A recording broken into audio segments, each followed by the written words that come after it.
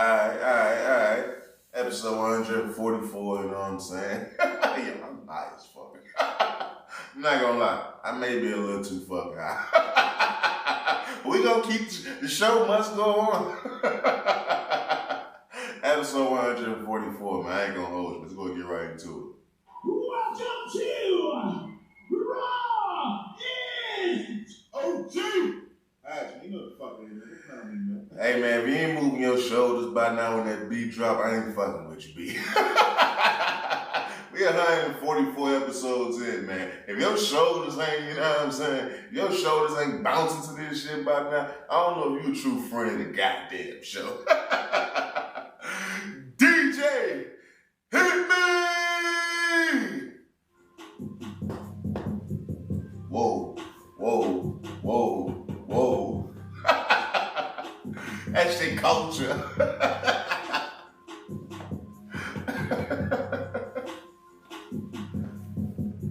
Yes,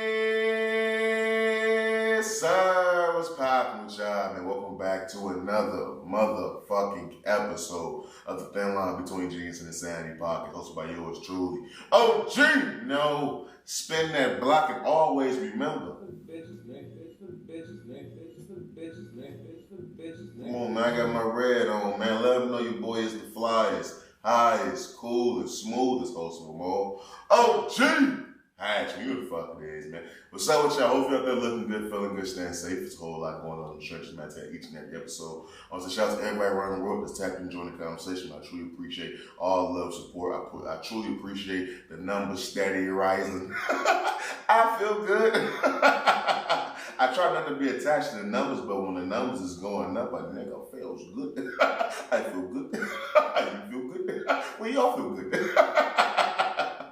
But nah, man, no seriously, man. Shout out to everybody around the world that's tapping and joining the conversation, man. I truly appreciate all the love, support, man. The map is on YouTube at OGHatchTV. Go and subscribe to the channel, ring that bell, drop a comment, like the video, all the good shit that YouTube would say. If you listen on Apple Podcasts, Spotify, Google Podcasts, Anchor, Audible, etc., no matter where the fuck it's at, I'm pulling up like Austin Reeves. Ain't no more Steph, nigga.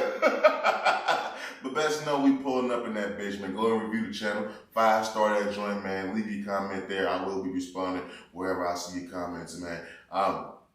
You know, there's been a lot going on, man. We got a lot on the docket. It's episode 144. Like I said, top the episode off. We want to grind 200. This shit don't stop. I have been keeping it with my promise. Although I haven't made the announcement, the time have kind of, crept up on me. You know what I'm saying? I made the announcement that I will be making new designs for the merchandise and stuff like that. I'm not going to lie. I am not going to lie. I just started this shit today on my lunch break. But I've knocked out at least 6 different designs, but I'm not going to lie to you. It's one of those things to where I don't know why I'd be so hesitant to get into it, but once I do it, it's quite easy to me, to be honest with you.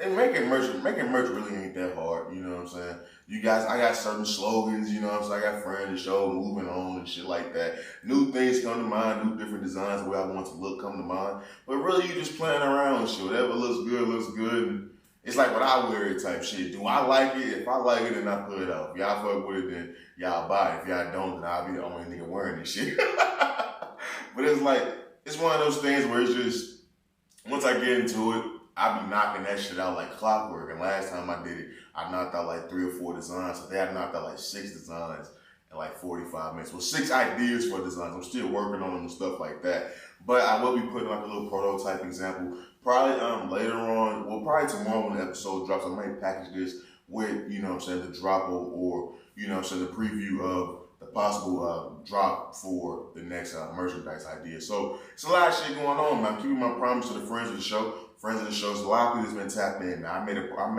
an announcement months ago about, you know what I'm saying, a new merch line, and motherfuckers been hitting me up nonstop since. So I've been falling off. That's my fault. But keeping my promise now. We will be previewing that. So when this episode drops, go ahead and head to my Instagram at OGHatch, my Twitter at OGHatch, _Facebook under OGHatch, and look at the story, look at the post. I will be having the previewing of the new design for the new merch that's coming very, very motherfucking soon. But it's a lot of shit going on, B. I've been on my white people swag, but I ain't gonna lie to you. It's not February, so I can say that. What I mean by that is I've been setting up hella PTO, but I've been taking days off. Like I'm taking Fridays off and shit. Shit, excuse me. But I'm taking up Fridays and shit off like that, you know what I'm saying? Take some time off to go do shit. Like I'm thinking about going to the museum and shit this Friday. Like I know I'm going to the gun range. I'm trying to implement that to my normal day-to-day life type shit. I got a membership and all that, so I'm really trying to get busy with the pistols and the FNs and the, you know what I'm saying, that's the sawed-offs, you know what I'm saying, the rifles. I'm trying to work my way up very motherfucking fast on you niggas. I ain't gonna lie to you. I'm not playing. Look at my face. I'm not playing. Well, I'm laughing. Y'all can't take me serious for shit. But I want to go to a museum, you know, so I want to go to the movies and shit. You got the new Fast and Furious movie coming out, so I definitely want to go check that out, you know what I'm saying? So it's a lot of shit I've been doing, man. I've been taking days off, man. The white folks do it, why can't I do it, right? That's what fucking PTO, that's the personal day is for, right? But so a whole lot of shit on the motherfucking document. I don't want to be rambling on you how the fuck I give it up. Let's go ahead and jump right into it. You know, I dropped the episode, what was that, Sunday? Mother's Day. Happy belated Mother's Day to all the mothers out there, all the women, all the female friends of the show. Shout out to all y'all. You know, I dropped the episode on Mother's Day. I took my mom out, you know what I'm saying, went to, where we go, Papados? We went to Papados, took her and my little brother out, you know what I'm saying. It was a very nice event, you know what I'm saying. We sat outside. And I know, I'm out here in Arizona, so y'all already know, y'all probably like, what the fuck? It was definitely hot as a motherfucker, but they had, you know, the mist. Shit had a little mist system that shoot mist out and shit. So that kind of, you know what I'm saying, made the seating a little bit nice. I ain't gonna lie to you. We was in there looking good, feeling good, fresh, eating good food. I had the stuffed crab. You know, so it was a nice little, you know what I'm saying, moment, time with the peeps type shit, right? But I dropped the episode that day as well. When I dropped that episode, you know what I'm saying? I felt good, you know what I'm saying? But I'll tell you, every time you get into this podcasting space, when you get into content creating space, when you're reporting on the news type shit, anytime you drop some shit, that's when it feel like shit, just the good shit really start coming in. The meat and potatoes is motherfucking be done, right? So after I dropped my episode, news come out about this nigga Ja Morant. And I'm like, hold on, what? Pistol packing Ja. Remember that episode? One of my favorite episodes. I really feel like I was giving, you know what I'm saying, some very critical analysis. But pistol packing Ja is back at it. You know, video came out, IG Live of Ja Morant vibing out to that NBA young boy that just dropped. You know he is. He's been doing it for the last 2 weeks now. I just seen countless videos of Ja Morant in the club, guzzling down Casamigos like it's fucking 7-Up. I've never seen a nigga, dude, that shit like a straight Corona bottle.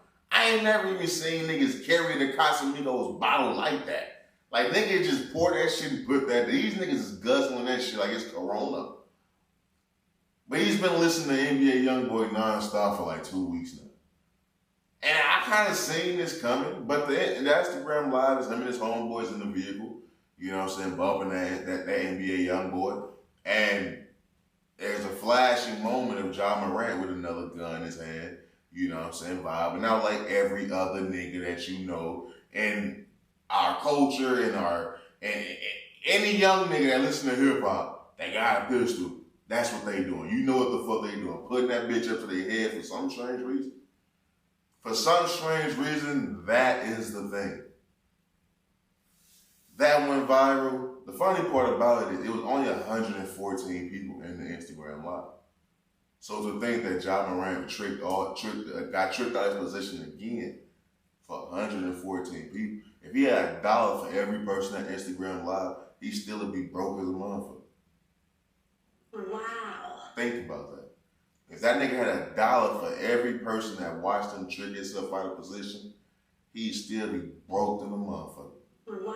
That nigga pay what, my motherfucking, my internet bill? That's my internet bill, Ja. But anyway, the video goes viral, everybody making some relation. Ja Morant's now been suspended from all basketball activities from the Memphis Grizzlies.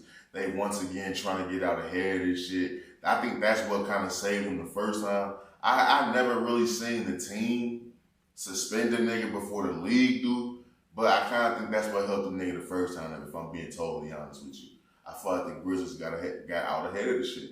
And they kind of doing the same thing now. They suspend him from all basketball activities while the NBA is still reviewing it. You know, since then, more information has come out. You know, so I do want to give an incomplete, you know what I'm saying, response to this Ja Morant shit. As of now, today's Wednesday, as I'm recording this, by now Adam Silver has responded. Adam Silver has expressed his I don't even know, he seemed upset, he seemed disappointed, he seemed bamboozled. He seemed like a nigga just run him up on him for some strange reason. That's happened, Ja's apologized, all types of shit has happened, which we gonna get all into that shit, right? There's been common talk about this Ja Morant situation. People talking about what laws he broken. People talking about he shouldn't be suspended for this. How long should he be suspended? It's a whole bunch of talk about the Ja Morant situation. One thing that everybody agrees on, he doing some dumb shit. I'm tired of people making excuses, talking about there has to be something going on. You know what? You're right. There has to be something going on. At this particular moment in time, Ja Morant has to come out and say there's a bag on his head. That would be the only thing that would justify why are you showing reckless behavior with weapons on video. See, niggas is talking about, I have homeboys send me the JJ Redick posting. You know what I'm saying? Everybody talking about this JJ Redick, you know what I'm saying, rant that he going on. Why are we slamming a 23-year-old when there's politicians posting pictures and postcards with AKs and all that, and people are posting pictures hunting and all that? Can y'all really stop it, man? Can y'all stop it, man? Because see, look, it's not about Ja Morant having a gun. If you seen Ja Morant at a gun range, nobody would say anything. I'm going to the gun range. I go to the gun range. I'm a member. I'm a proud member of a gun range, my brother. If you seen Ja Morant in the woods hunting, you wouldn't say anything. What you're seeing is not Ja Morant just with guns. You're seeing Ja Morant showing reckless behavior with guns. The first time you seen a video of Ja Morant with the gun, what was he doing? He had that motherfucker dangling in the club, showing his grills. He was in a strip club dangling pistols. If that's not reckless behavior, then what is it? Do you feel safe next to a nigga that's dangling a pistol? Let's be honest with ourselves. If you're running a business, are you hiring the person that you just came across the video footage of them showing reckless behavior with pistols? No matter the profession. If he was a security guard, are you hiring the security guard who you seen clear 4K footage of them showing reckless behavior with firearms? Are you hiring them? And we're talking about normal people. He's the face of an organization. Everybody's talking about what laws he's breaking. It's not about breaking laws. Do you not know the NBA is a private entity? Do you not know that? He don't need to break no laws. When Gilbert Arenas got suspended with the pistol, he didn't break a law. It's conduct detrimental to the league, to the team. You're not representing the team well, my friend.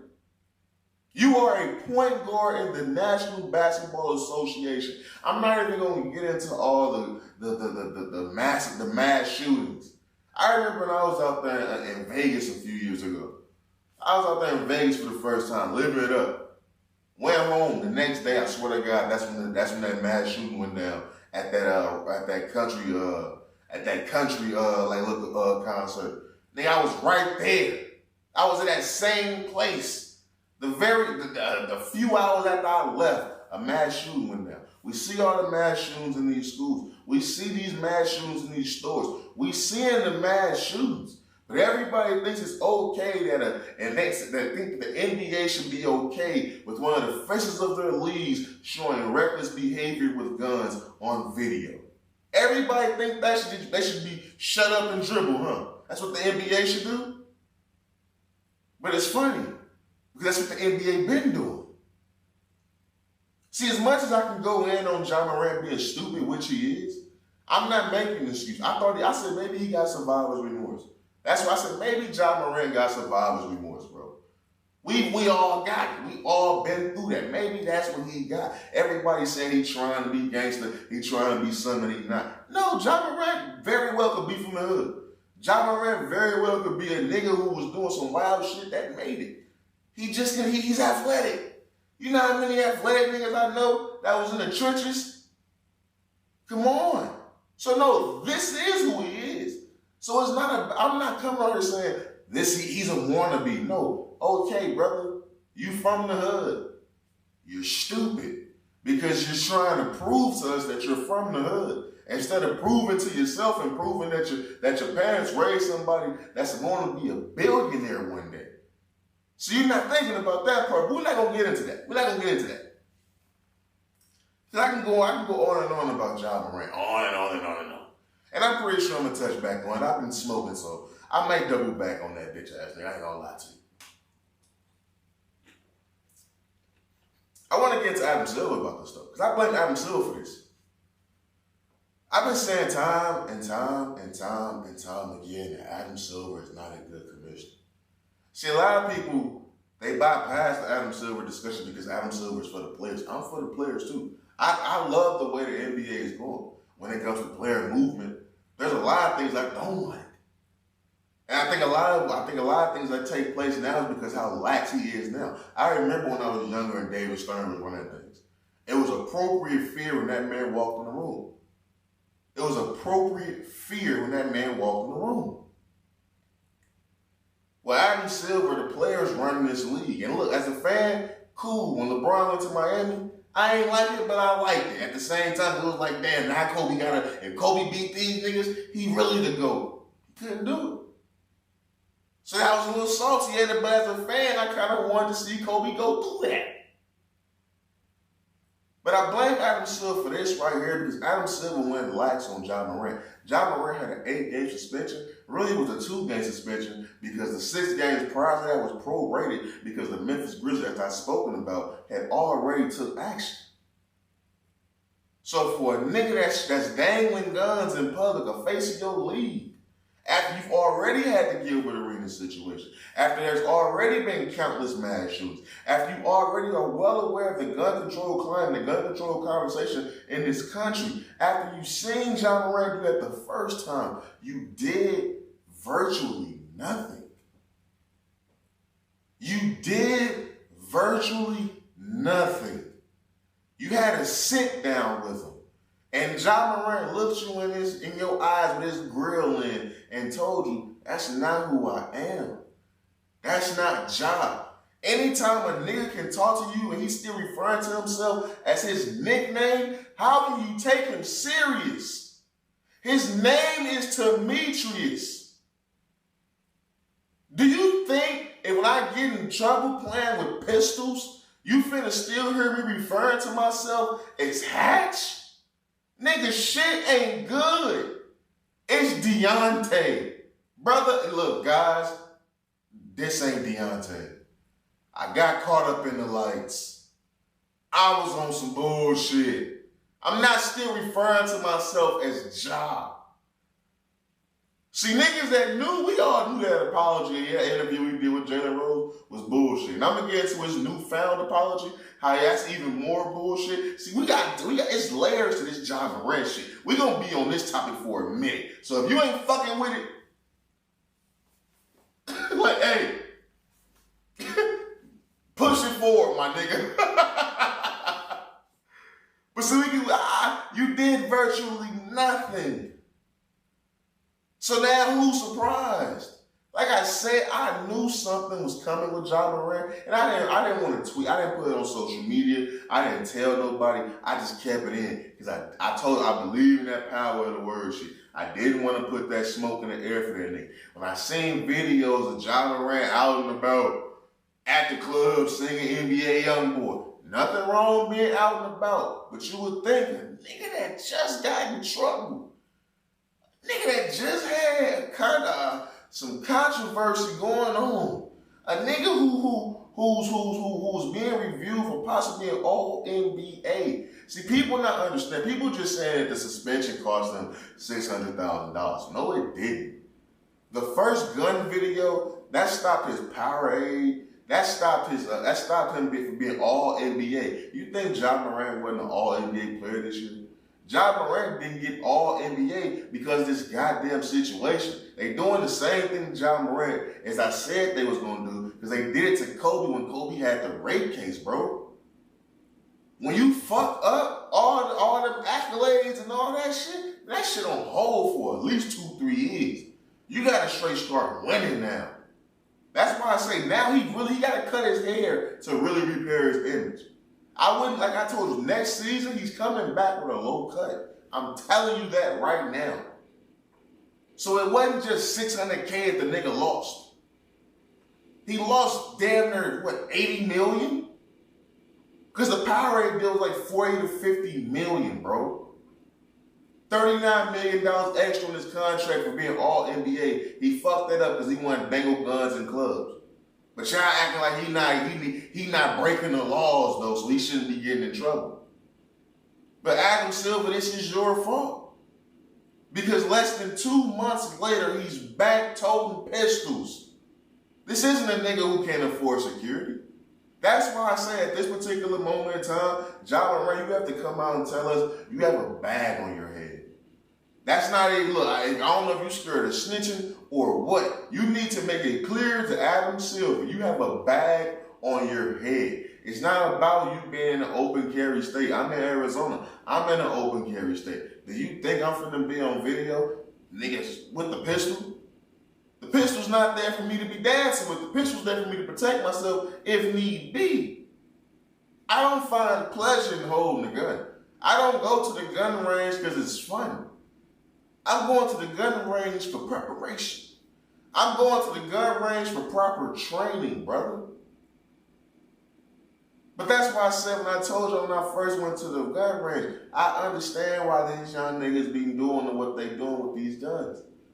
It's you turn to a different person when you got that gun. I can only imagine what it feels like to be Ja Morant when you got millions upon millions, when you tie it up from your ankles to your damn hairline.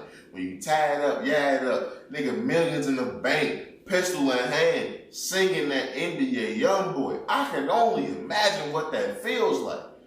See, you niggas don't even know what that feel like. Because you niggas is broke listening to NBA Youngboy.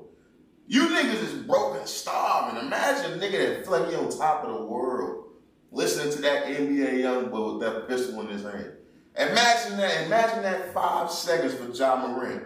He probably feels fucking invincible. For that 114 people, when he held that gun up, singing that NBA Youngboy, he fucking felt invincible. You know why he felt invincible, Adam Silver? You really want to know why he felt invincible? Because your bitch ass didn't do shit the first time he did it.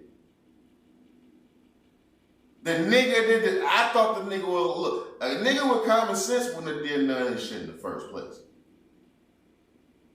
The nigga who didn't take his position for granted wouldn't have did none of this in the first place. But after you fuck up the first time, you be like, I ain't gonna lie to you. I kind of got away with, I kind of got away with this shit.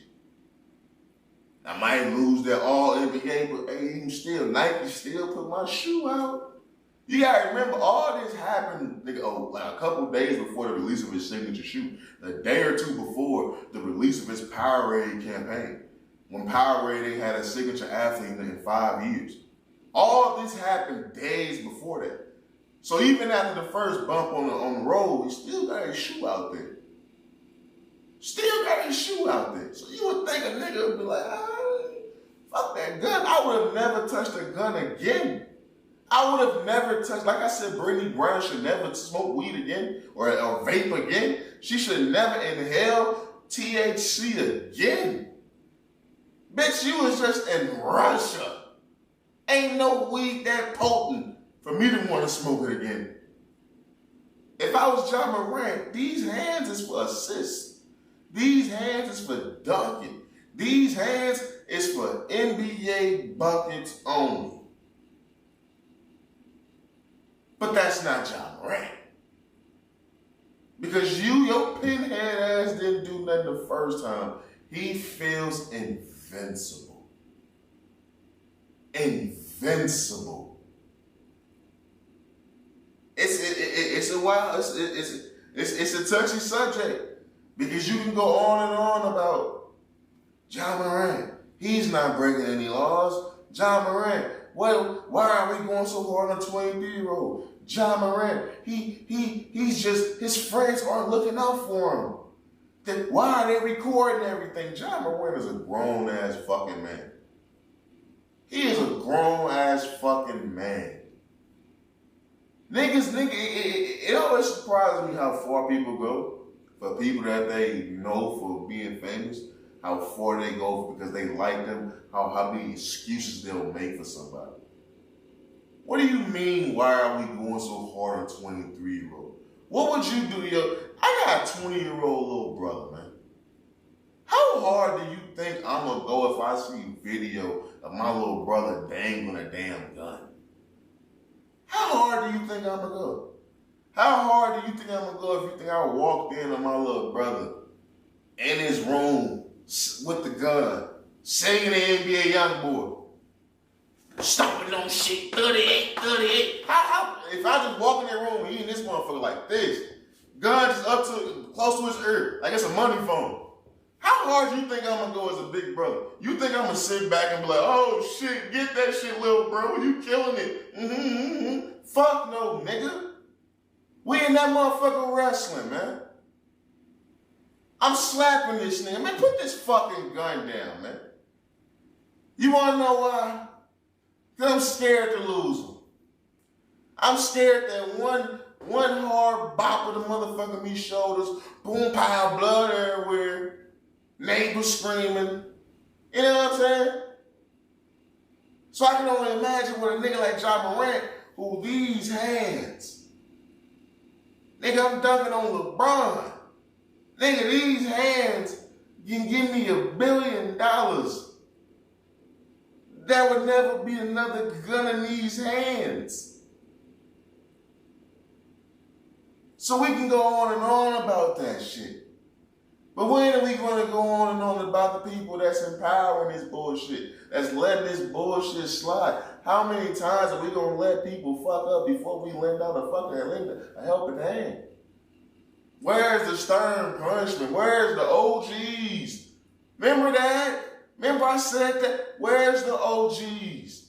Adam Silver, is that not your position? Aren't you supposed to be the nigga that's policing the situation, no matter if niggas like it or not? Come on, man, we gotta stop the bullshit, big bullshit. Like I said, people act like he's not breaking the goddamn law. It's kind of detrimental to a team, man. It don't need to be a fucking law broken, you dickhead. If you fuck up at your job right now, you think you gotta break the law for them to fire you? For them to suspend you without pay? Come on, man. But let's get into the apology, man, so we can fast forward. You know what, I'm sorry. I want to stick with this because I want to play this from Steven Jackson real fast. Because it goes into, he speaks about, you know, usually, I don't Stack Jack, my nigga, I always fuck, he's one of my favorite players growing up. But he one of them old niggas who still want to be young. So a lot of times on certain topics, I don't even listen to it because it just made me not like the nigga. But I want y'all to listen to what he said about this Ja Morant situation. Some questions, a lot of y'all don't have any comprehension. My brother guy I called Ja, called my little nephew. My nephew won't be just like him. Ja called him, showed him some love. I want him to be like Ja, but I don't want my little nephew to be holding guns and thinking holding guns is cool. So Ja deserves all the punishment he's going to get. All of it. He has to be held accountable. But we have to make it make sense. ESPN, and it was a couple games where the members' business was coming out, they playing these same songs, making the gun signs to the camera and marching out, get ready to go play that game, and it was all cool. The NBA, every event, you have these same rappers rapping these same lyrics about guns and shooting at all your events. Just make it make sense. That's all I'm saying. Yes, Johnny can be there accountable. Holding guns and all that is not cool. I don't do it. I don't stand for it. I don't support it. But at the same time, make it make sense. That's all I'm saying. I agree with Steven Jackson. You gotta make it make sense. You can't be a hypocrite. Like I said, we all are hypocrites every once in a while. I understand the NBA. On one hand, I understand where Steven Jackson's coming from with that. It is a slippery slope because you can't be asking the NBA to ingratiate itself with our culture. It's 98. The league is what, 90% African American. If they have motherfucking be country performers performing and shit like that, that'd be a whole nother argument. You niggas would be upset. I'd be upset if it's fucking Billy Ray Cyrus performing at the All-Star game and shit like that instead of Drake, Kendrick Lamar, Uzi and shit. You know what I'm saying? Who they had Tim's and, you know what I'm saying, Burn the Boy. Like, I would be upset if it was some shit that had nothing to do with our culture.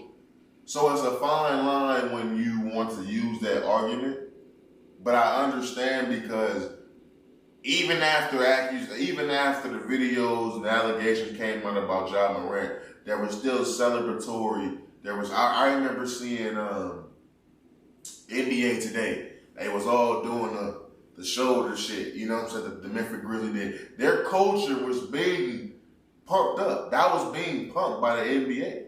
And it was good while it lasted until shit got ugly. But it is true. You have to stop this shit early on. You can't have allegations come out about Ja Morant. You can't allow certain celebrations. You can't allow certain things. And then when shit reaches the all-time fuck up, you can't be surprised. You can't be surprised. When there was physical play going on in the NBA, you couldn't be surprised when there was starting to be fights in the crowd. Can you really be surprised from the Malice and the Palace when you let these fucking players really start punch off on each other? You can't be surprised. You just can't be. Hindsight, especially not looking back at hindsight. So I totally agree with Steven Jackson to that point, to a certain extent, I should say. Let's get into the apology by Ja Morant. The apology is funny. The apology itself is totally fucking hilarious because you know the internet, like I always tell you, man, internet turns, everybody's Batman. When shit pops off, everybody turns to Batman. But the thing about Ja Morant's apology, is he didn't make it. Now, granted, you know when people fuck up, man, you never truly think that they actually write their goddamn, so they apologize. They got PR teams, they got all that shit. They have people that they hire just for fuck ups and situations like that. So you never truly think that the person in trouble is making the apology. But this Ja Morant apology, it sounds nothing like some shit that he would say. So that already tipped motherfuckers off. But the thing about it is, what is this thing called? I'm trying to find the exact name of it. Because they found out how he came up with his apology. And it's called Chat GPT or something like that. Let me see if I can find it. I know I cooked it, man. Fuck, where did it go? I can't even fucking find it. But I think it's called Chat GTA. So where you can type it in an apology to a mass amount of people, and it'll type it up for you. Whatever you want it to be, you give a description of what you want. It can be a 2,500 word essay about nigga Christianity or some shit, and it'll literally pop up 2,500 word for you, nigga, for an example of an essay. And that's what Ja Morant's apology was. Ja Morant's apology literally didn't say shit about, and he didn't even say he was sorry. And honestly, I don't even understand to a certain point, I don't know what he would say he was sorry for. It ain't like he hurt nobody, he hurt himself. I don't really know who he apologized besides, the Memphis Grizzlies, organization, his family and shit like that. But I didn't even see that unless that was a longer excerpt of the apology. But for the most part, he says he know that he disappointed a lot of people who supported him. Well, I'll just read the quote word for word. In quotes, it says, "I know I disappointed a lot of people who supported me. My words may not mean much right now, but I take full accountability for my actions." Even though that's a fake, apology from ChatGPT, I would accept it just because, nigga, it ain't impacting my life no which way. But I do have a bit of advice for Ja Morant. Ja Morant has to start living like an actual celebrity. No phones, NDAs, all of that. There's no more going out to the clubs and clubbing with the people, bro, and drinking the Casamigos There's no more none of that. There's no more you going live listening to NBA YoungBoy. There's literally no more Instagram lives. We should only see you with a ball in your hand at some type of fashion event, you know what I'm saying? Sitting on the sides, watching them walk. Shit that we see other basketball players doing. We should only see you TMZ when you fucking the next hot young rapper or something like that. You know, with the female rapper. Like, we should only see that. There should not be video footage of you out with your homeboys kicking it. There should not be no more Instagram lives. There should be no more people like this with you in the background. There should be no more people having such and such. There should be no more he said, she said stories about you, Ja Morant. You have to start moving like you're an actual celebrity. Like you actually have shit to lose. Like your image actually matters. Like you are the face of a multi-$100 million business, which is your body, which has the potential of being $1 billion business. You have to start acting like you're somebody. You have to remember you're Demetrius, bro. Ja is who you created. Ja is the caricature that you needed. The mentality that you had to tap into, the ego you had to tap into to become one of the greatest basketball players in the world. But you can't get so wrapped up in that shit and forget who Demetrius is, bro. Because that's what's going on. Demetrius is the name that earned this shit. Demetrius is the name that took after his father. Demetrius is the one that has the generational wealth. Ja is the nigga that's dunking, flexing for the crowd. But Demetrius is the one that can take care of his family for generations from the time you here to the time that you're gone. You have to start moving like you have shit to lose, bro. We look at, before niggas get in trouble, that shit look corny. That shit look soft. Niggas, I'm too real for that. Okay. Be too real. I remember a few years ago, Ja Morant went and left a video, and he was saying, all these other niggas, all these other athletes ain't shit. I'm gonna show you how I really live. And that's what you've been doing. I tip the cap, brother. You've been showing us how you really live. And look what that's got you. Look what that's fucking got you, man. That shit crazy. But moving on. I thought we've been talking about that nigga for a minute now. That's big news right now. I ain't gonna lie to you. But moving on, let's get to Sauce Walker, man. You know, Sauce Walker, he's a very interesting dude. He's a rapper out there. Where he in Florida? Ain't Sauce Walker in Florida? I'm gonna be honest with you, I don't listen to too much of Sauce Walker music, but every once in a while I do come across some shit that he made, and every once in a while I do like some shit. I ain't gonna lie to you.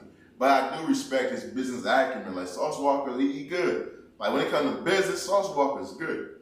Money-wise, he's good. I think as an independent artist, he's good. He's been doing this thing for quite some time. So when it comes to business-wise, I totally respect what he got going on. Like I told you, everybody not gonna be fucking with your shit. And that don't mean niggas is dissing you. And that don't mean that you whack. That just means shit, nigga. Everything's not for everybody, so to speak. But Sauce Walker I came across this video from Sauce Walker. And Sauce Walker was pretty much saying how everybody not down for a good time, bro. Let me see if I can play this video. Not the black woman, it's just that your preference is white women. What's up?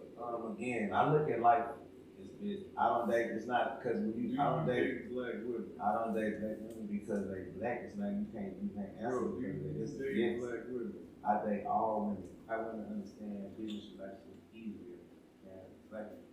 That white women understand teamwork easier than say black women do simply with another woman involved. They're not the only woman involved. And I'm not a person who's only going to be with one woman. I have multiple women in my life. They have to understand that there's multiple women in my life. So you. Alright. So let me break this down. So pretty much what Sauce Walker is saying, the question was, he's being asked, do he date black women? His preference, white women. And I guess he went around saying his preference is white women, but pretty much his preference is white women. He said he don't date black women because it's not because he's not into black women, but he said he preferred white women because basically white women are funny. White women are more down for the good time, so to speak. They more down with having more other women involved in the situation. He said he had multiple women. He's not a one woman type of guy. And he has a hard time getting that across with the African American women. And I'm gonna be honest with you. Sauce Walker, how old is Sauce Walker? Let me just fucking look this up right fast. How old is Sauce Walker, bro? Yeah, this Face ID shit, man. This shit, boy, goddamn. Like, nigga, it's me. Like, what the fuck? Like, goddamn, man. Like, nigga, it's me. Sauce Walker is 32 years old. Sauce Walker was born in 1990. So Sauce Walker, 32 years old. That makes more sense coming from Sauce Walker, I think, more than people actually realize, because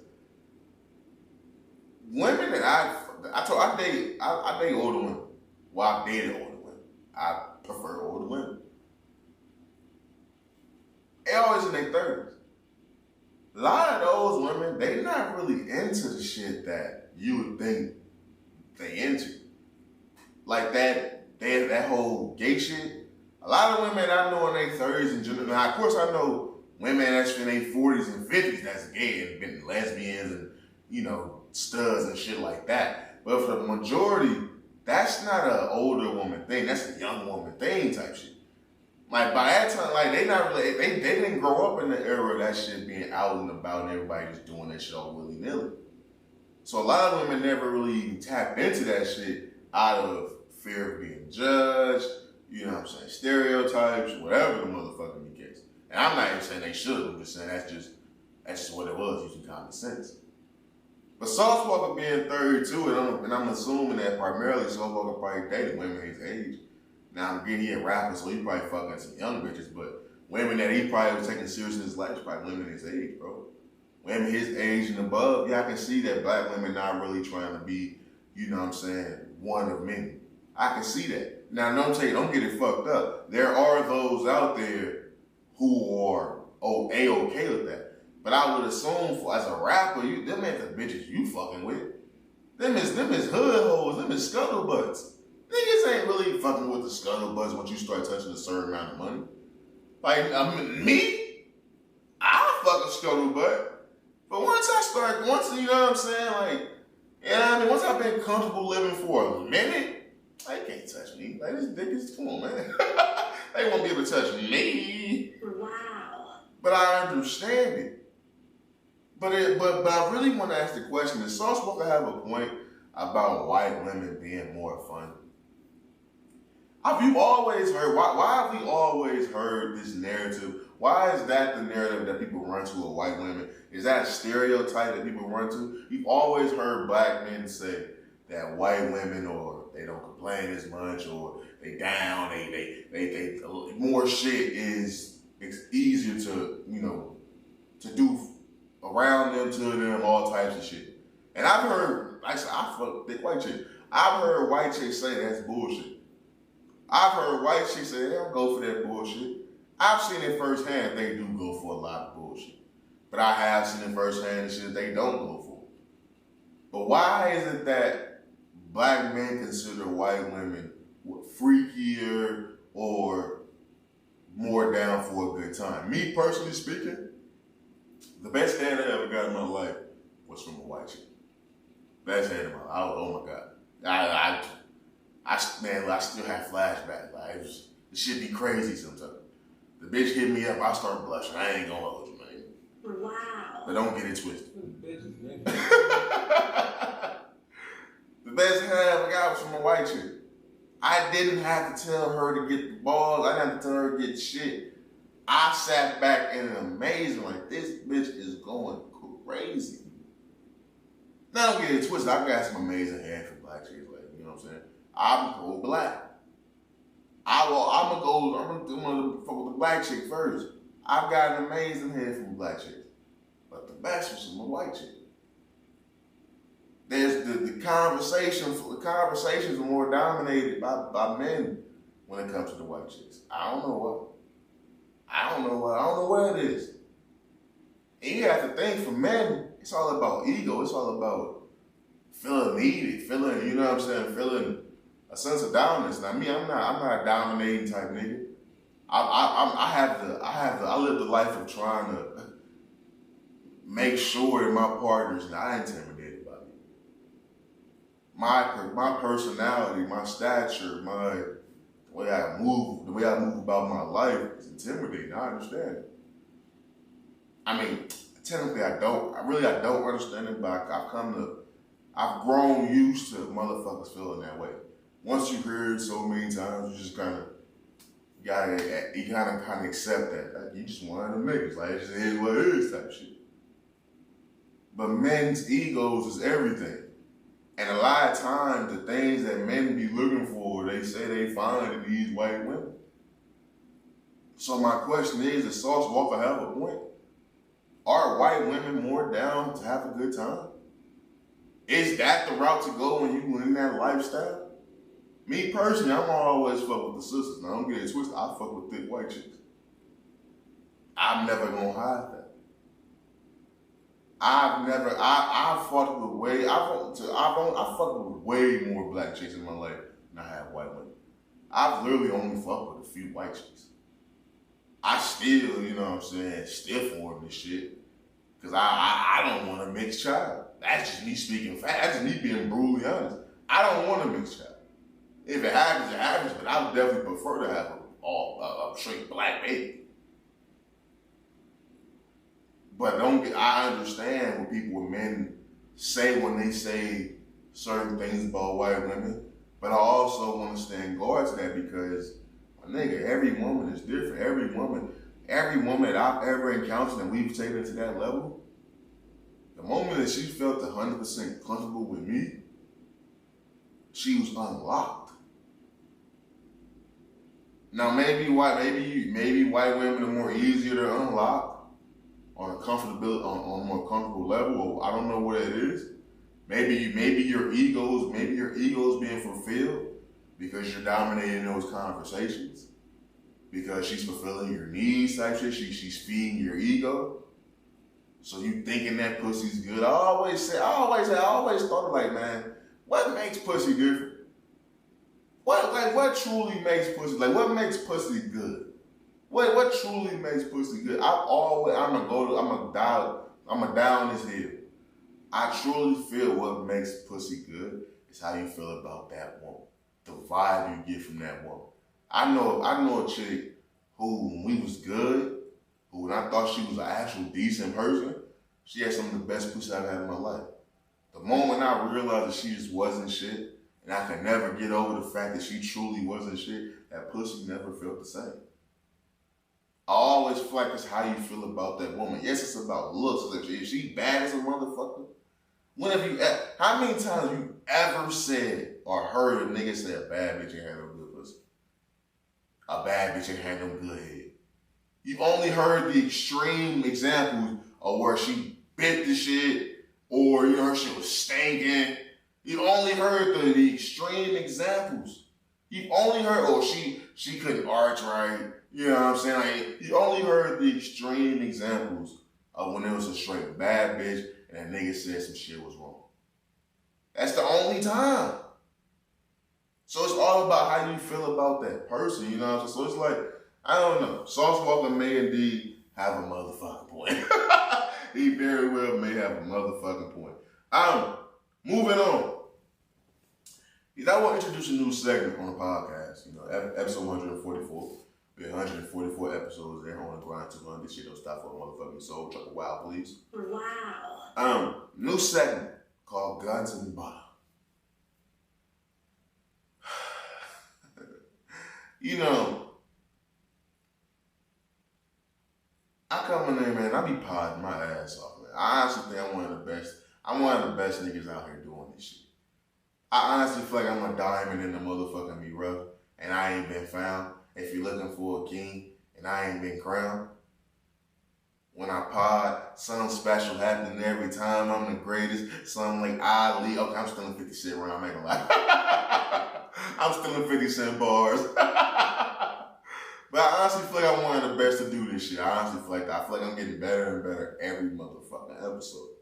Even the time I feel like I'm podding, I'm giving some whack ass shit, and I listen back to this shit, I be laughing. And maybe that's a bad thing. Maybe I shouldn't be laughing at my own jokes, but I've always laughed at my own fucking jokes. I don't give a fuck. But 144 episodes in, one thing you know, people have a confused idea of where I stand on the whole trans, you know what I'm saying, thing. I have no problem with transgender people. I have no problem whatsoever.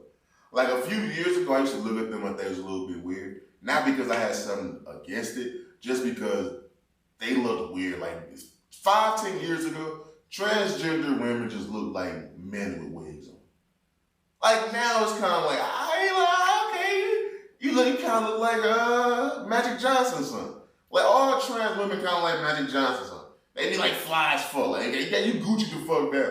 Like, in the age of designer, you see a transgender Gucci the fuck down, is you really gonna talk shit about the transgender? You got that shit on, my nigga. Come on, go ahead. You good. You good, my nigga. But it's just the facts. Now, transgenders now, how they look, they blend in with society. So it's not even some shit to where you see one and you stand. If you see one at the gym or something and they balls out and you like, what the fuck? That's when you pulling your phone out, putting their ass on World Store. But if you just out and about, out to eat at the store or something like that, you see a transgender, you're not really stopped. Me, I'm not stopped. There are assholes out there who just do what the fuck they do. So I have no problem with transgenders. And I get that me trying to associate mental health with a group of people that can come off a certain way. And I get that. I totally get that. If motherfuckers thought I was talking shit about them, I'm not gonna say that, you know what I'm saying, they shouldn't feel the way they feel. I would just politely explain what I'm saying, and hopefully they can understand nigga better. But I told you, man, my only issue with this shit is when they forcing this shit on people. And I'm a 27-year-old motherfucker, man. And I hate when people force this shit upon me.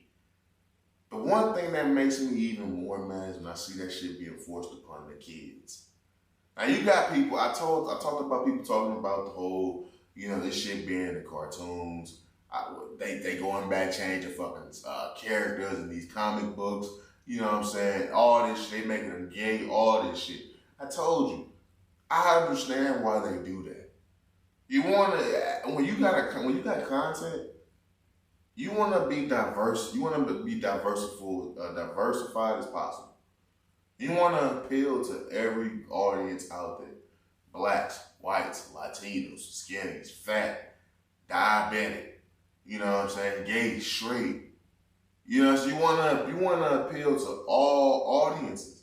So I get it. For that little kid, y'all say I was born gay. I don't believe it. I will never believe that.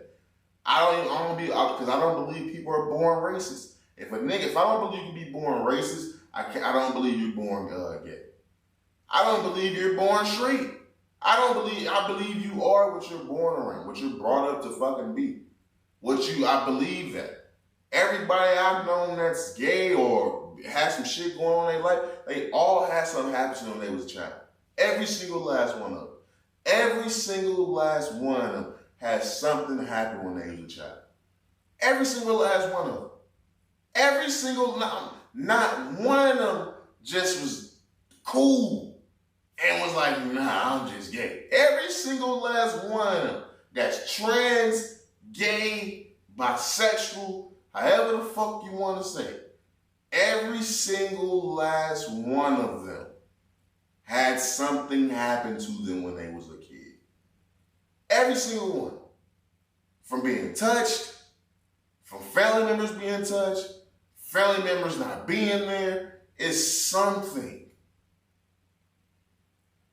So when I see this shit being forced upon the kids, are you gonna sit there and tell me that those same kids were born that way? when we have video footage of niggas forcing this shit upon children? We have the shit in 4K. You know, play this clip for y'all. And this is why I named this shit Guns and Butter, man. Listen to this shit. Dirty. Did you know that daddy's trans?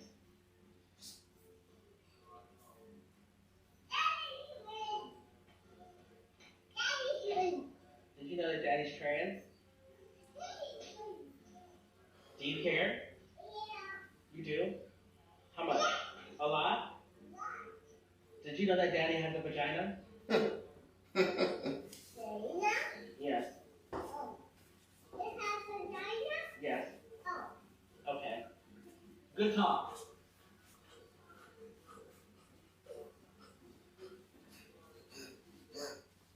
You see what the fuck I'm talking about, man? Guns and Butter. He's dead. He's dead. He's dead. He's dead. He's dead. See, this is the shit I be talking about, man. I don't have a look, my nigga. If you feel comfortable being a grown ass motherfucking man, convincing yourself that you was born in the wrong fucking body, if you feel comfortable enough to go to the doctor and get your ding-a-ling snipped off, if you feel comfortable in changing your name from Marcus to Moesha, keep that shit to yourself, man. I don't give a fuck. But this is shit I got a problem with when they force this upon these children, bro. That little kid is a baby. Listen to this again. Dirty. Did you know that daddy's trans?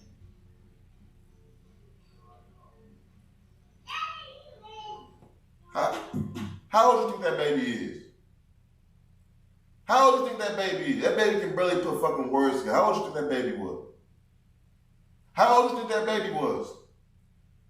But you want to tell this baby you got a vagina. Okay, cool. Let's play equality, motherfucker. Okay, heterosexual man telling a little baby boy, a little baby girl, a toddler, you know I got a penis. You know daddy got a penis. And a problem with that, ain't niggas grabbing guns, broomsticks. Niggas is getting medieval on that ass, man. Dustpans, all types of shit. Anything's a weapon at that moment in time. Niggas is getting wicked, my brother. If a heterosexual man told a child that he had a penis, you know daddy got, you know daddy got a dick, right? You know daddy got a dick. You know daddy like pussy, right? All that shit's inappropriate. All of that shit's inappropriate. So why the fuck is it inappropriate for a transgender man to sit there and say he has a vagina to a child? Why are you disclosing your sexuality to a fucking kid? At what point is this shit not pedophilia? At what point in time is this not sexual harassment? I've always thought growing up, if I was just chilling, you know what I'm saying, at the park as a kid, swinging and shit, wee, legs just swinging, and a man that walked up to me and disclosed his sexuality, hey, kid, hey, little man, here, take this Jolly Rancher.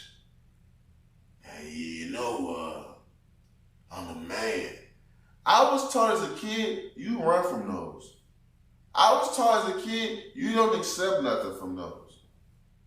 That's what I was taught as a kid, and I'm still here. Still kicking. Wee. I'm still here. So why is it okay for a transgender person, transgender man, to be telling a fucking little kid his sexuality? Why is he disclosing what's between his legs to a child? Why? Because of a heterosexual man, a heterosexual woman, what is it called? Cis? I'm not saying that cis bullshit. Fuck you if you're offended. I am a male. Male. Male. Male. Male. That's who I am. who I am, brother. I don't give a fuck if you offended, because I'm not finna confuse myself to appease you. I don't know what that shit means. That shit sounds like it's more behind it. That don't sound as clear cut as he's a man and she's a woman. Cis man, no.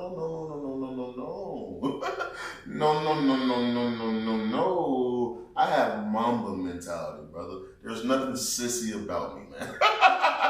Let's make sure we get that motherfucking be clear. Sissy? Nigga, this dick here? One more time. 2 more times.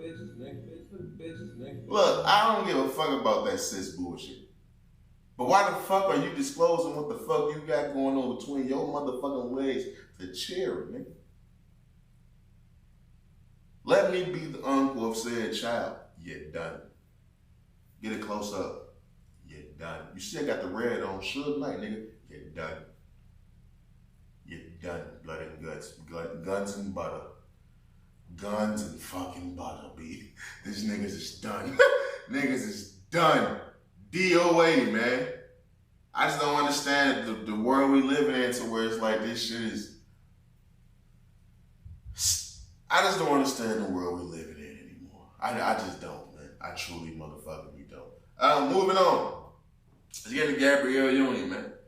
Gabrielle Union. You know, we talk about Gabrielle Union a lot on this show. And as a child, growing up, I used to love me some Gabrielle Union. I still think she's a beautiful woman. Like, Gabrielle Union is fucking beautiful, fam. Now, lately, she's done things and said things, the things she does to Dwayne Wade, I just can't forgive. And I don't have me personally, I don't really care about, you know, Dwayne Wade's son transitioning to becoming a girl. I see her in the Puma commercials and shit. I'm happy for the little girl because I'm hoping that can happen with Trent, so I was gonna call it trans. I was gonna call her the little girl trans. I don't even know her name, man. What I'm hoping happens with her is what should have happened with Cookie Johnson, not EJ Johnson.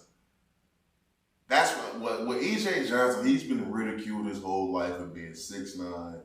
He was supposed to be LeBron before LeBron. Like, niggas have been laughing at EJ Johnson's entire life for being a 6'9", big ass gay dude. EJ Johnson been gay as fuck. What is he, a cross dresser? I don't know if he trans or not. We know him as EJ Johnson still. He's always worn like girl clothes, but I don't know if he's transgender. I don't know. I just think maybe he's a cross-dresser, drag queen or some shit, but I think he definitely taking the dick. But what was supposed to happen with EJ Johnson was, he was supposed to, I don't want to say necessarily embrace, it was a different time. So I get it. But you can't tell me there's not more people that's in these NBA circles that's fucking gay, bro.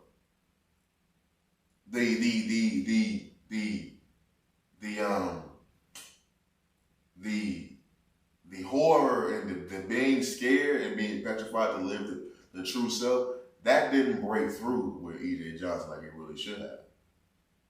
I'm hoping that with Dwayne, well, not this which I'm looking for, but I'm hoping that more people in the NBA circles, these kids who aren't being forced to do something because their dad was such and such that played for such and such, you know what I'm saying, that won such and such championships. Like, hopefully people can start living their lives, because there has to be a lot of pressure, bro, to be the son of the third best damn shooting guard of all time.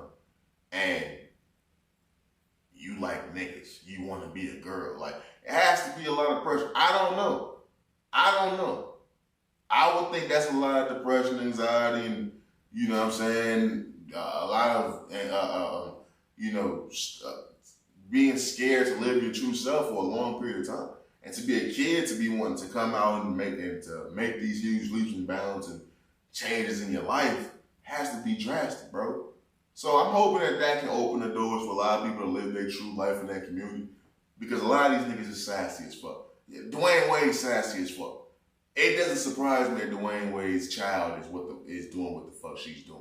When you truly look at Dwayne Wade and go back to his career. Hindsight 2020, D-Wade been zesty as fuck his whole career. That shit we was talking about Russell Westbrook wearing, D-Wade been wearing shit. Like, he kicked off all this weird fashion shit in the NBA. But Gabrielle Union came out and said that her and D-Wade is spitting shit 50-50. Gabrielle Union, you know, there's a lot of talk about the 50-50 shit. I might get into that next episode. We got a lot. We over an hour into this episode already. And we still got shit on the motherfucking docket. Gabrielle Union says she goes 50-50 to Dwayne Wade. It is kind of funny to me. Because she is a star. She is Gabrielle Union. Her meet Dwayne Wade, she was already a star. Had already been in Hollywood for 15, 20 years damn near. Dwayne Wade is Dwayne motherfucking Wade. Dwayne Wade got long money. Dwayne Wade does have kids with other women. Dwayne Wade, I'm pretty sure he on child support. So Dwayne Wade does have money going other ways, but Dwayne Wade's fucking he's good. Dwayne Wade ain't hurt, if I'm assuming. I want to play this clip because I'm all for women, you know what I'm saying, being appreciated for the superheroes that they truly are. My mom's a superhero. I've seen my mother do things. You know how the motherfucker said, turn water into wine. I've seen my mama turn nothing into food. I've seen it. I've seen a refrigerator full of nothing. And then I've seen a stovetop full of fucking food. I've seen it. My mother is a superhero. There's fuck Superman, Wonder Woman, fuck all of that. Fuck X-Men. I seen my mama turn thin air into food, my nigga. I seen that.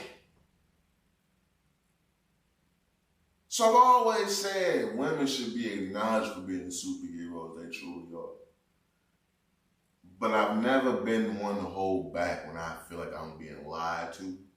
I've never been one to be afraid to call cap. I like to call bullshit when I hear bullshit. So I want to play this clip for y'all, and I want to hear y'all. I want y'all to hear Gabrielle Union discuss her situation with her and Dwayne Wade going 50-50. Where's this fucking clip? Here we. God damn it! I had it geared up too. Oh, here it is. Did you develop that first sense of security? In this household, we split everything 50-50. But in the other households that each of us have to support, it puts there's always this like gorilla on your back that is like, you better work, bitch. You better work. You gonna sleep in? Somebody might not eat. Okay. I was with that shit 98% of that clip. Short clip, but I was with it. She provides for multiple households. She goes 50-50 with D-Wade. Sounds lovely, doesn't it? The part I call cap on is where she says somebody might not eat. Bitch, you know what that reminds me of? Remember when Sierra just dropped a song? This is for all my single ladies that don't need no man. Fuck them other niggas, we get our own damn bands. Some stupid shit like that. This is for the girls that don't need no man. Whole time she's saying that shit, she got a fucking football-sized ring on her damn finger from Russell Wilson. He out there playing catch with Lil Future. Future and fucking Perry. I'm on here podcasting talking shit about Future. He and Perry talking about Metro Boomin don't trust you, I'm gonna shoot you. While fucking Russell Wilson, a nigga who's a star quarterback in the league, the NFL, the league, nigga, he out there teaching Lil Future through a spiral. And she telling, this is for the women that don't need no man, don't need no nigga for no money, we get our own damn band. She doing all that stupid ass shit. Bitch, we don't believe leave you. Bitch, these hoes want your life. They want what you have. No, they want a man. They want your man. They want these things. You're not living that life. See, that's different than like the city girls and Megan Thee Stallion talking all that. Fuck a nigga for his money and keep it going. I just like to be fucked and suck and keep it going. Hot girl summer. Them bitches was in committed relationships. Young Miami is getting pissed on. JT is literally the girlfriend of a nigga that's who's Lil Uzi, who's Leslie. Lil Uzi and Leslie is the same person. That's her boyfriend. They talking all that hot girl summer shit. Fuck a nigga, get some money. Suck a nigga dick and keep it going. Nut on this face while I'm riding this shit. Like all that shit they were saying, that spicy shit. They wasn't living that life. They wasn't living that life.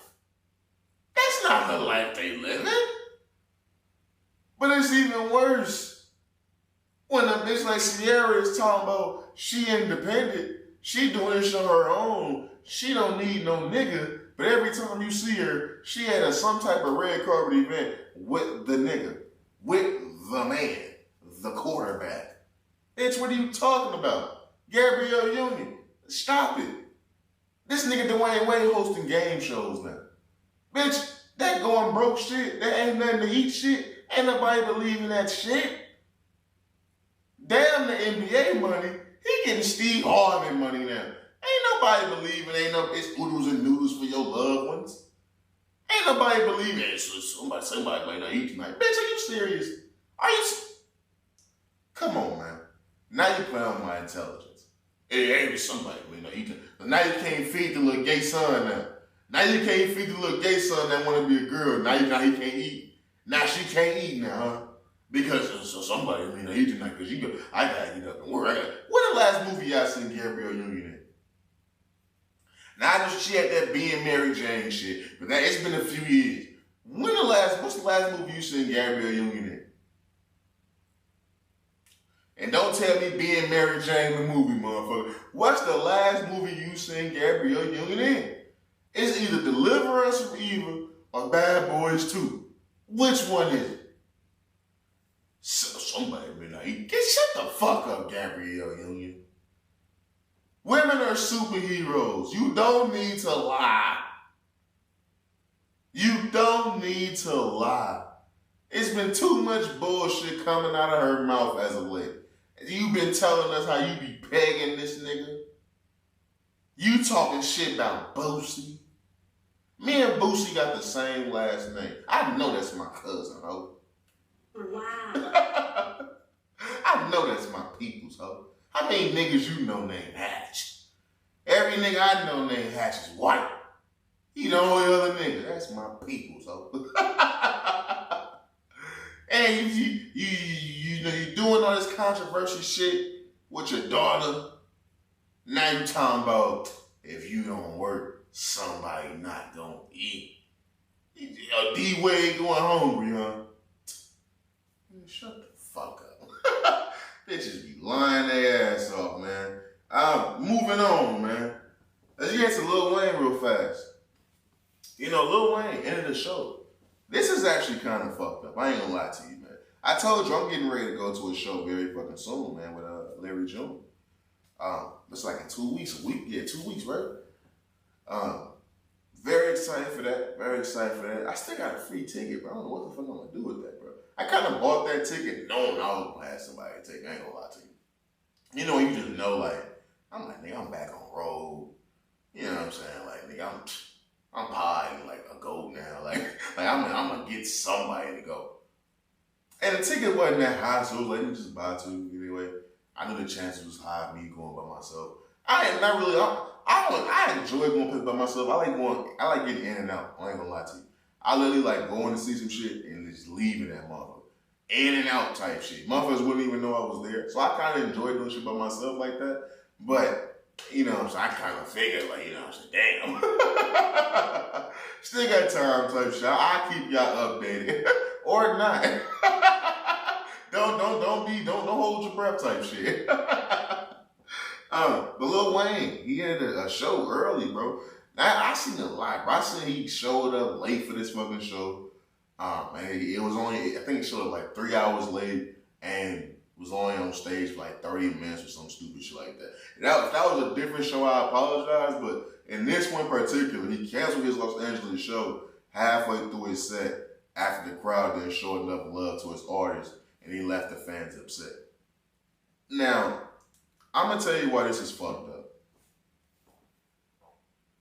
We as fans, I've only been to 2 shows, right? I've been to Kevin Gates, that was the best show I've been to.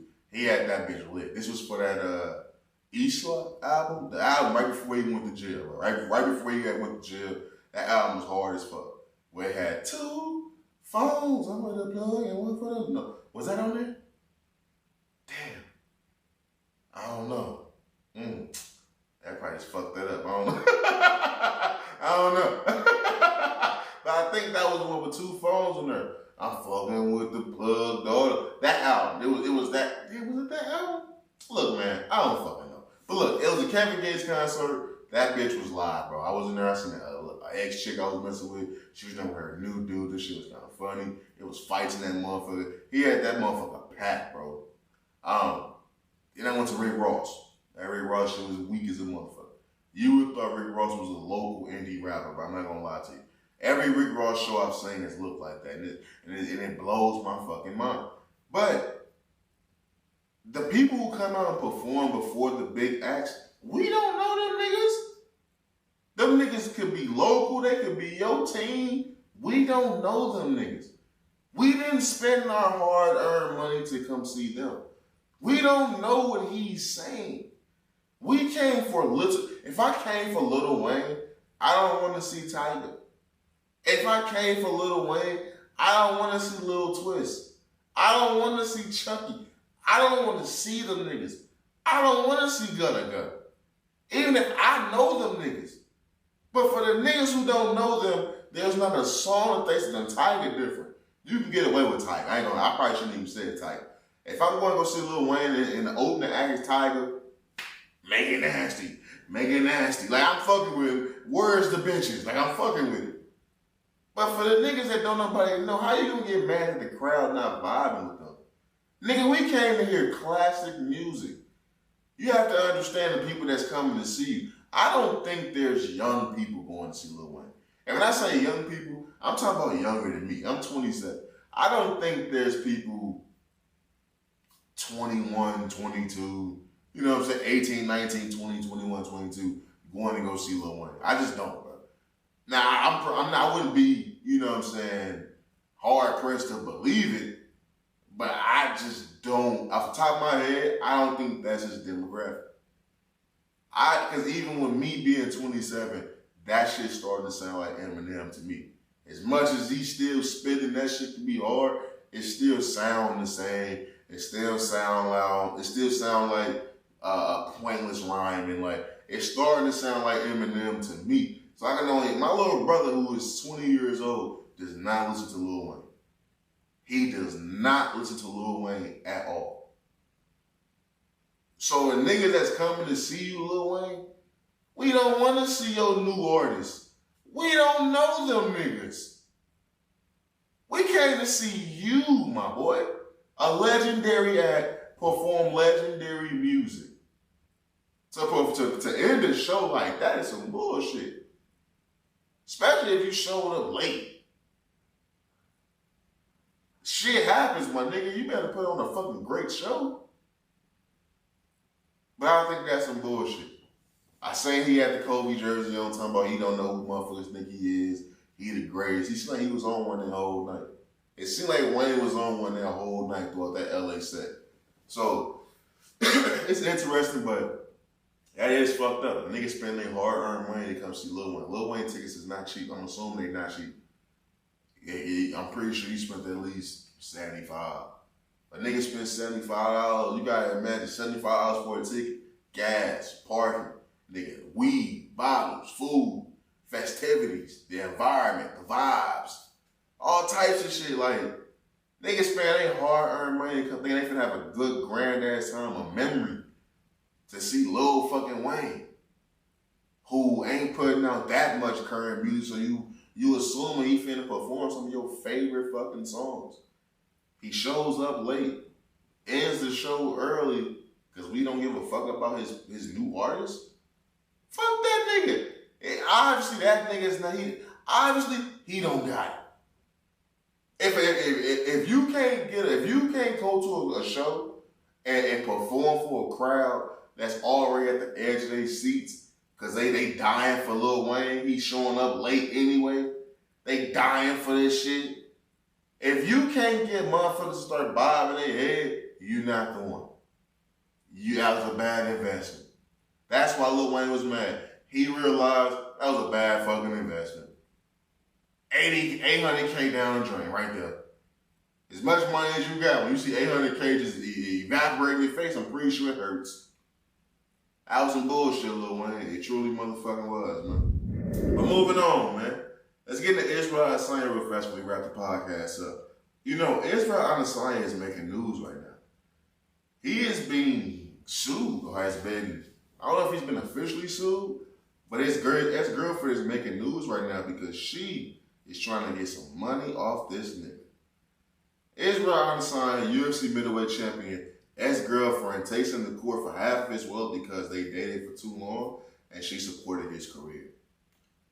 They say his net worth is around, what, $4 million?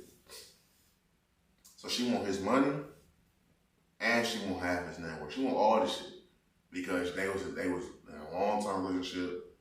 She supported him through the dog days of his career. And people gotta think about that shit, bro. You gotta think like, that fighting purse is not what people think it is. Like people in the UFC be fighting for $50,000. Your show up is $50,000, you win $50,000. Like now you get niggas who getting, $1 million, shit like that. But the other little niggas, they ain't getting no money. The fight bonus is only $50K. If the fight bonus is only $50K, and niggas ain't really getting paid like that. The stars is. Israel Adesanya is getting paid in the UFC. Pretty sure he getting $1 million by fight type shit. $1 million, $2 million per fight. Probably even more than that. He just signed new deals. I'm pretty sure he getting millions per fight. But it wasn't always like that. You gotta think he's fighting in the fucking slums of fucking, where is he from? New Zealand, Brazil, and shit like that. Which is probably good, decent money for those time periods and, for those living conditions that he was in. But when you talking about people supporting you through that and being your crutch and being like and stuff like that, they can always have somewhat of those arguments are usually heard out in court. Do I agree? Fuck no. But it is interesting to see that somebody would do that to you. Think about being with somebody, you're not married to them, no kids, none of that shit. He has no kids with this woman, not married, none of that. Think about being with that person and thinking that it was all genuine love. And shit happens in life. One of you guys get lucky. You get lucky. You're able to reach your dreams. You're able to start living the life that you want to live. And for whatever reason, you and this person break off. And now this person's coming back saying that their life isn't where they wanted it to be because they were supporting you. Because they was with you. Being with you for that long amount of a time has derailed them from being who they want to be in life. That would hurt me if I was Gabrielle Union. Shit like that is what hurts. Yeah, you trying to get my money, bitch, you're not getting none of my money. But what will hurt is somebody basically saying that because being with you for so long, they can't achieve what they want in life. They wasted their time. Now, of course, after 25 seconds of feeling like the biggest piece of shit on earth, I would quickly tell that bitch, that's your problem, not mine. Yo bad, oh. Because I'm up right now. Because you can't blame a motherfucker for where you're at in life. Now, if a motherfucker just robbed you blind, that's different. But because you was with somebody and you was loving that person, you thought that was a person for you, and for whatever reason it didn't take place, now you want to sue them because what? They got money now? Instead of going to that person and asking for help and swallowing your pride and asking that person for help, having a decent conversation with that person. Instead of swallowing your fucking pride, you want to go to the courts and take that man shit. And niggas know I don't even fuck with Izzy like that. I respect him for being who he is, but I'm not a fan fave. Like I don't fuck with a nigga like that. But I don't agree with somebody getting the shit that they worked hard for taken away because somebody feel like somebody feelings. It ain't what somebody feel like. Somebody feelings. Somebody feel like they entitled to do so. Now I'm gonna play guess what race it is. What race you think she is?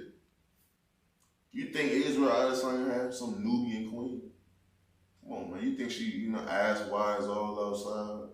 She know how to make cornbread? Like, you think that's happening? What race woman do you think Israel Adesanya was fucking?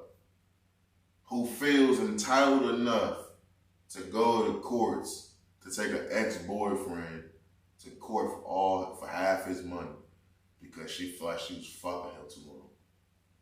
What race you think she is? White, nigga. Let me help you. White.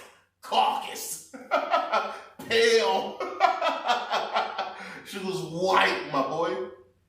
Come on, man. Cause you should sing that shit coming. Let's get to this before you get the fuck up out of here, man. Long ass episode. I want to ask all the friends of the show. How deep in the trenches is Young Ja? Young Ja is going down. Meet me in the mall.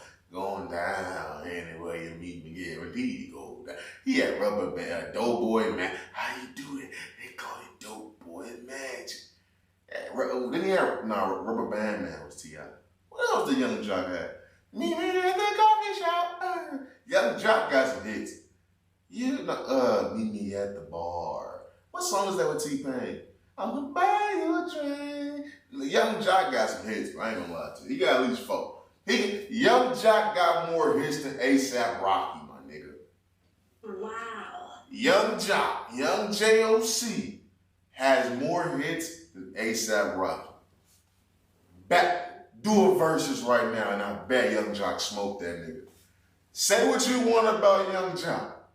He will smoke ASAP Rocky in the verses. Facts. Take Rihanna out the picture. Take Rihanna's vagina out the picture. The babies out the picture. All of that. Fenty. All of that. ASAP Rocky can't light a fucking candle when it comes to motherfucking me, Young Ja. He can't, bro. He can't. It's going down.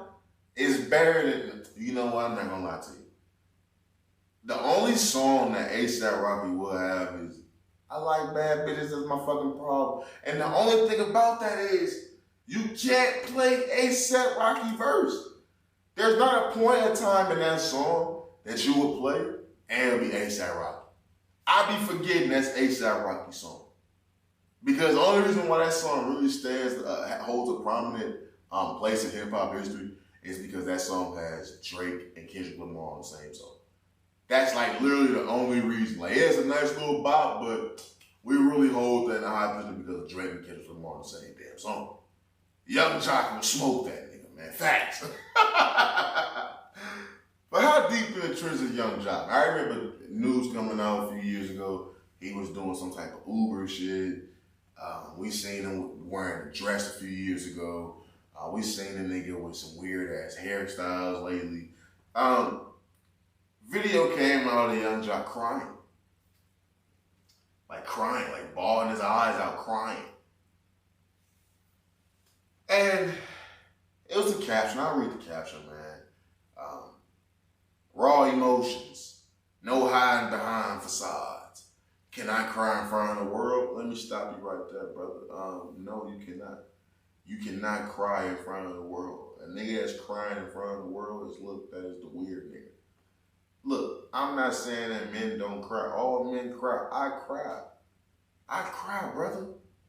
But you have to know that these tears that come out of these hazel eyes, Bitches, nigga, bitches. like, I ain't just no crying ass nigga. I ain't crying for the world. I'm crying. For the bitches, nigga. Don't get that twisted, young John. But can I cry in front of the world? Why am I crying? This world is such a wicked place at times. Our kids are dying before they can live in these streets. First of all, who wants their kids to live in these streets? Wow. I see why you're crying. Our homes are filled with hate because it's all around us. Destruction is prevalent. Drugs are running rampant in our community. You can't be the nigga who made Coffee Shop and then said video of Coffee Shop. You had kids running a fucking trap house that was a front of a coffee shop. You're not the guy to say that, buddy. But we'll continue. So many are confused. Ascension is necessity. Let it run out in front of the world. Do you ever feel like just letting it all out? Some will laugh, and that's expected. Some will tap in and see if I'm okay, and that's appreciated. I'm begging for mercy on all of us. No soul unaccounted for. I love you. Wow. You know what, young Jock? I love you too, man. You know, hating ass niggas in the back. I love you too, man. All the friends of the show. I love you too, man. Everybody just look to your left, look to your right. Tell that person, I love you too, man. What the fuck is Young Jock talking about, man? Look, man, I was gonna let this shit slide. Because the things he's talking about in that caption, okay. Yeah, that's why I talk about the things I talk about in this podcast. Because certain conversations need to be had. It's not always about the most popular topic. It's not always about that. It's about talking about things that need to be talked about. So yeah, I want to crack jokes, but I'm not going to crack jokes about a nigga that's trying to tap into his inner self and, you know, some being more wise and awoke and shit like that. I'm not going to do that. I will say this, though. I'm an emotional guy. You know what I mean? I'm not afraid to say that. I'm an emotional guy. I'm not no crybaby ass nigga. It has to be something crazy. Like if I'm watching a movie and like one of the main characters die, I'm crying, nigga. What the fuck? Oh my God. He's not gonna be in the sequel. Only in flashback scenes. Wow. Like I'm an emotional guy. I'm not afraid to admit that. But I'm not fucking retarded. Look, people that know me, I'm crazy, bro. I have anxiety, depression, stress, all type of shit, mental health, mood swings, all that. I'm crazy, brother. I'm not social media. I'm not fake the funk crazy. The niggas, the people who can record themselves crying, that's weird to me. Because it's one thing, people always have always been very aware and on high alert on how they look on camera.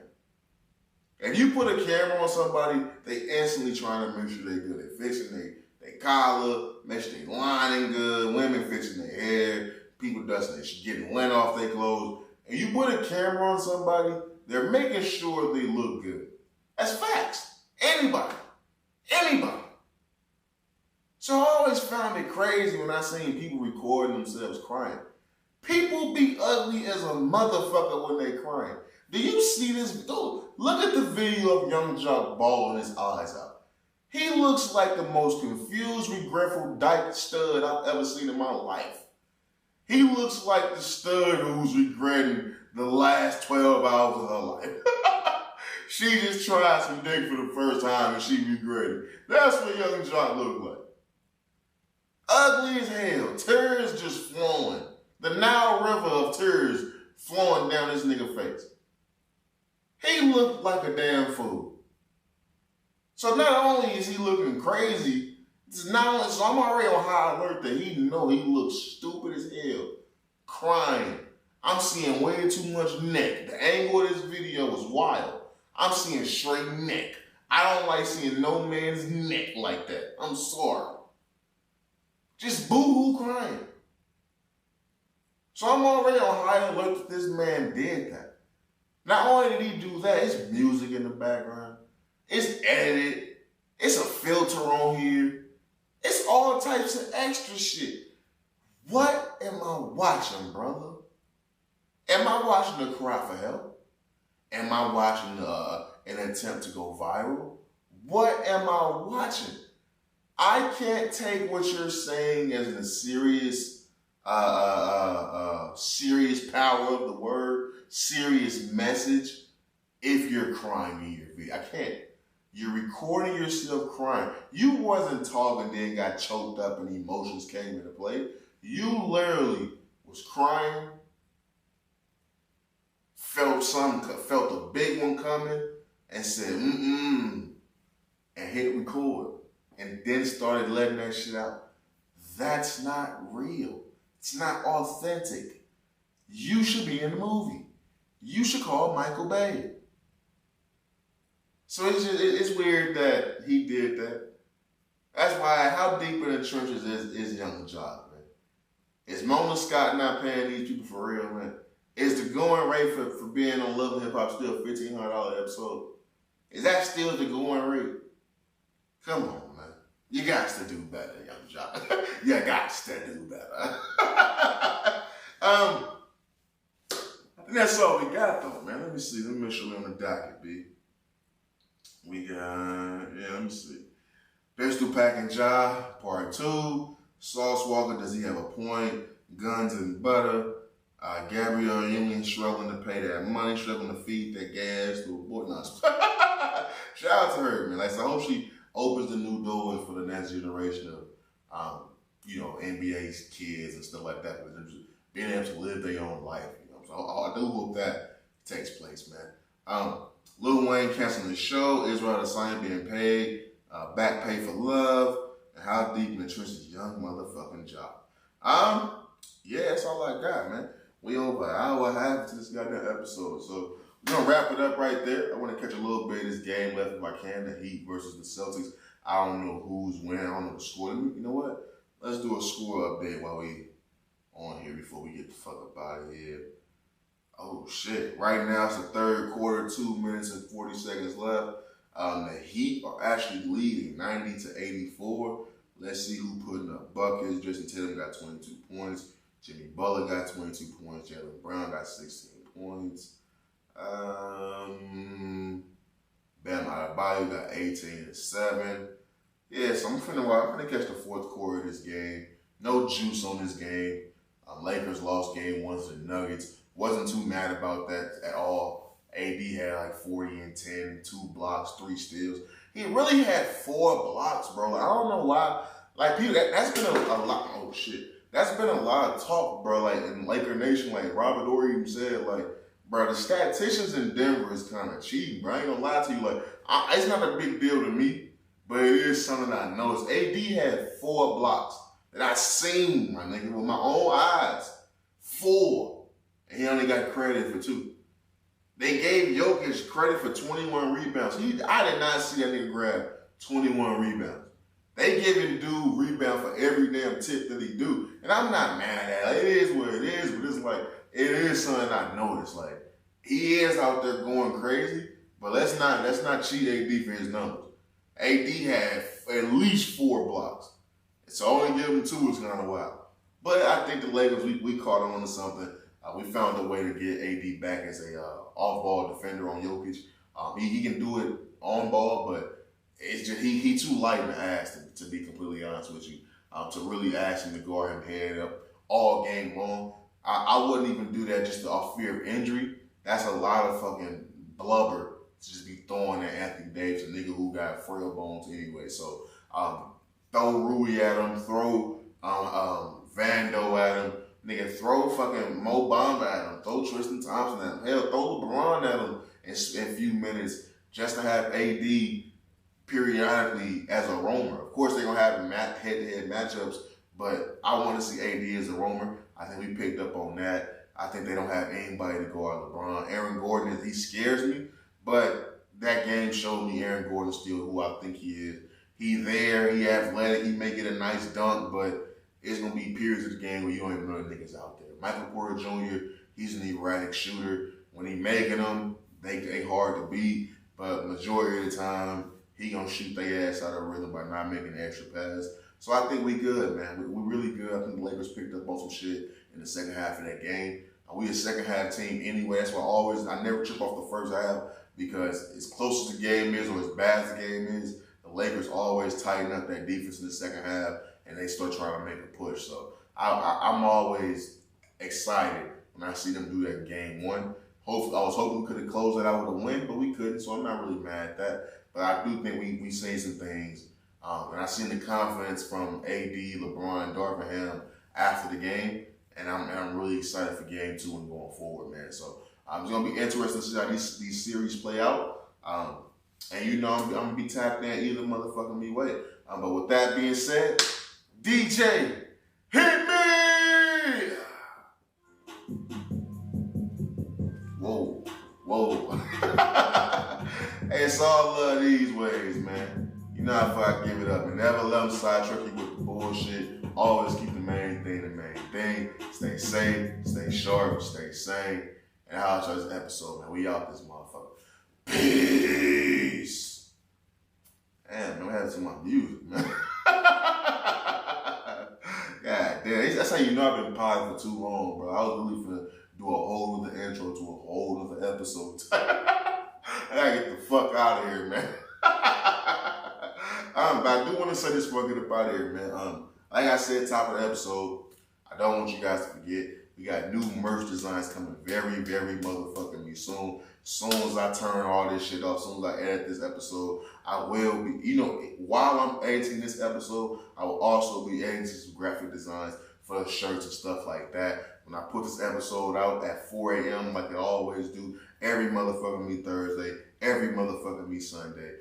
This motherfucking me drop with the episode will be a 2-pack. I will be dropping designs on my Instagram, on my Facebook, and on my Twitter. So just see what you guys can like, see if you guys are fucking with it so far.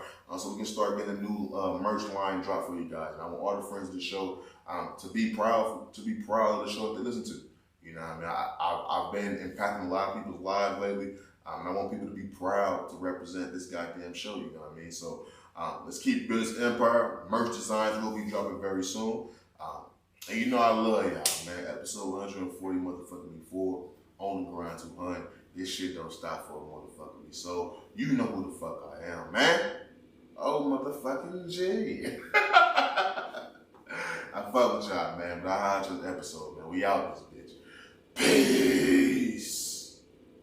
Welcome to Raw is OGHatch. You know the fuck it is, man. Don't play on me, man. Great episode, buddy. But we out. You dig?